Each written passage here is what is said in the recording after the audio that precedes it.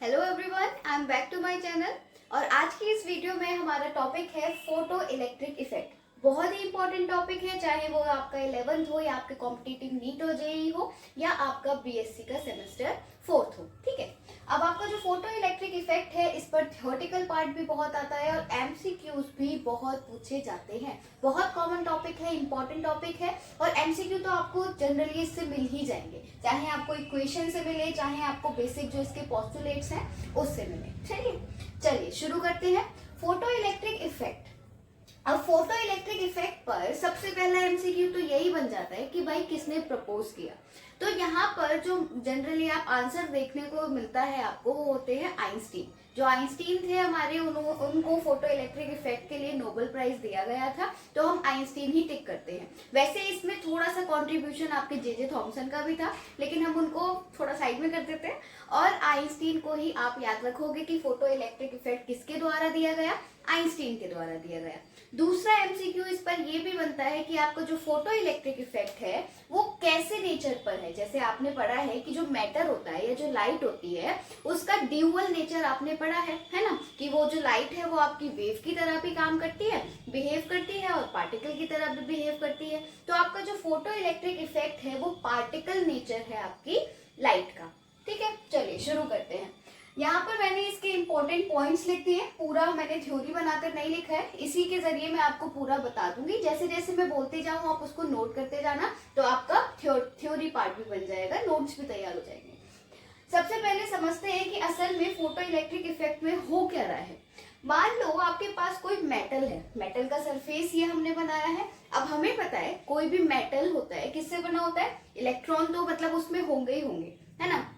अब आपने क्या करा, मतलब इस इफेक्ट में क्या हो रहा है कि कोई भी मेटल सरफेस पर जब कोई लाइट आकर टकराती है तो उस मेटल के सरफेस के जो इलेक्ट्रॉन्स हैं वो क्या हो जाते हैं, बाहर निकल जाते हैं, या जिसे हम कहते हैं इजेक्ट हो जाते हैं। अब ये जो पूरी घटना हुई, ये जो पूरा प्रोसेस हुआ, फेनोमेना हुआ, ये क्या था, आपका फोटो इलेक्ट्रिक इफेक्ट था। अब यहाँ हमें ये समझना है कि जो हमारी इंसिडेंट लाइट है, क्योंकि हमने इलेक्ट्रोमैग्नेटिक रेडिएशंस पढ़ी हैं, बहुत अलग अलग फ्रीक्वेंसीज के बेसिस पर हमारी इलेक्ट्रोमैग्नेटिक रेडिएशन अलग अलग तरह की होती है। फोटो इलेक्ट्रिक इफेक्ट जनरली हमें यूवी एरिया में या फिर विजिबल एरिया में देखने को मिलता है। तो जब आपकी कोई इंसिडेंट लाइट का मतलब है जो आ रही है, ठीक है, इंसिडेंट लाइट जब आपकी कोई यूवी या विजिबल एरिया वाली किसी मेटल सरफेस पर टकराएगी, जिसके पास एक पर्टिकुलर फ्रीक्वेंसी होगी, एक डेफिनिट फ्रीक्वेंसी होगी, मतलब फ्रीक्वेंसी की एक डेफिनिट वैल्यू होगी, वो जब आपके मेटल सरफेस पर टकराएगी तब आपके इलेक्ट्रॉन्स का इजेक्शन होगा। ठीक है, और ये जो आपके इलेक्ट्रॉन्स निकले हैं, इन इलेक्ट्रॉन्स को हम फोटो इलेक्ट्रॉन्स कहते हैं। यही चीज मैंने आपके फर्स्ट पॉइंट में लिखी है कि जो कोई भी आपकी इंसिडेंट लाइट है, कौन से रीजन में, यूवी या विजिबल रीजन में, तो अगर वो आपके मेटल सरफेस पर स्ट्राइक करती है तब मेटल के सरफेस से इलेक्ट्रॉन्स निकलते हैं और इन इलेक्ट्रॉन्स को हम फोटो इलेक्ट्रॉन्स कहते हैं। और इस पूरी प्रोसेस को, इस पूरी घटना को हमने क्या बोला, फोटो इलेक्ट्रिक इफेक्ट बोला। ठीक है, सेकेंड पॉइंट मैंने लिखा है थ्रेशोल्ड फ्रीक्वेंसी, जिसको हम न्यू नॉट से डिस्क्राइब मतलब रिप्रेजेंट करेंगे। अब ये जो थ्रेशोल्ड फ्रीक्वेंसी है इसको समझते हैं, बहुत क्वेश्चन आता है इस पर। थ्रेशोल्ड फ्रीक्वेंसी क्या है, मिनिमम फ्रीक्वेंसी नीडेड, मतलब वो मिनिमम फ्रीक्वेंसी जो हमारी इंसिडेंट लाइट पर होनी ही चाहिए, तभी इलेक्ट्रॉन का इजेक्शन हो सकता है।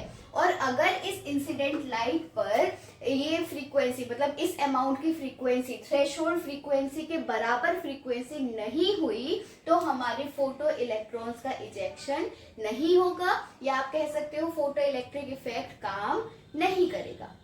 तो आपकी इंसिडेंट लाइट पर एक मिनिमम अमाउंट की फ्रीक्वेंसी तो होनी ही चाहिए, उसी फ्रीक्वेंसी को हम थ्रेशोल्ड फ्रीक्वेंसी कहते हैं। नेक्स्ट पॉइंट है आपका वर्क फंक्शन क्या होता है। जो आपका वर्क फंक्शन है, या इसको हम थ्रेशोल्ड एनर्जी भी कहते हैं, और इसको हम रिप्रेजेंट करते हैं फाई से।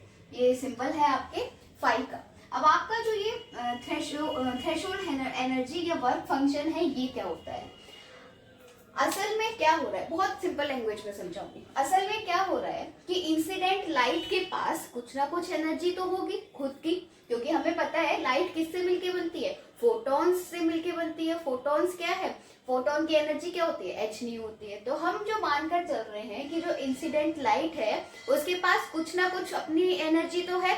तो ये जो आपकी एनर्जी है, ये एनर्जी इलेक्ट्रॉन्स को, मतलब जो ये मेटल सरफेस पर टकराया तो इलेक्ट्रॉन्स लेते हैं। अब कुछ एनर्जी तो इलेक्ट्रॉन से स्ट्राइक होने में भी लगी होगी, और जो बची हुई एनर्जी है वो इलेक्ट्रॉन ले लेता है इजेक्शन के लिए। तो दो टाइप की एनर्जी आपको देखने को मिली कि ये जो इंसिडेंट लाइट की एनर्जी थी वो दो टुकड़ों में बटी।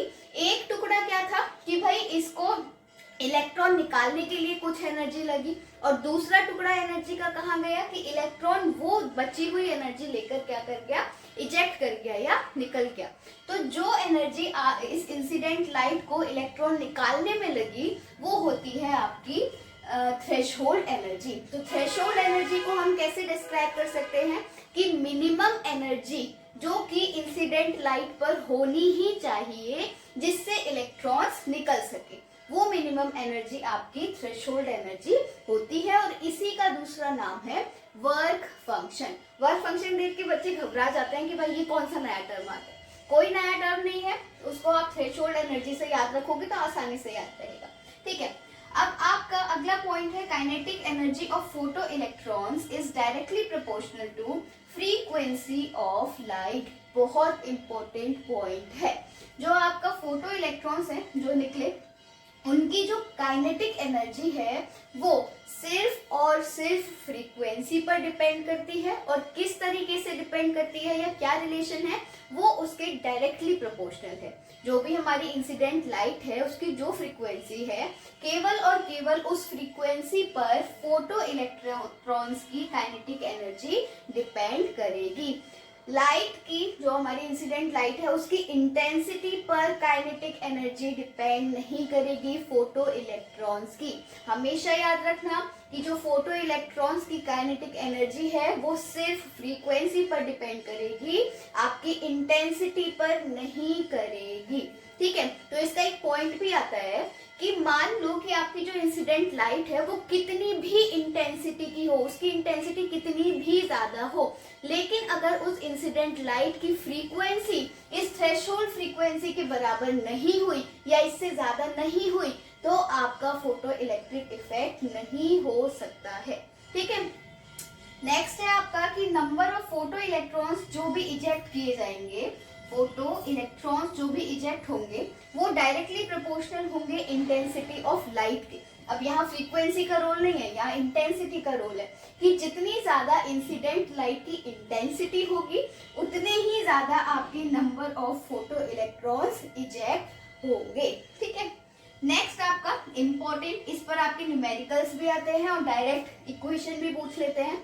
क्या है, Einstein equation of photo electric effect. जो हमारी मेन इक्वेशन है इस फोटो इलेक्ट्रिक इफेक्ट की वो क्या है, ई फोटोन यानी कि फोटोन की एनर्जी। अब ये मैंने फोटोन की एनर्जी क्यों लिखी है, क्योंकि जो इंसिडेंट लाइट है वो किससे मिलकर बनी है, फोटोन से मिलकर बनी है।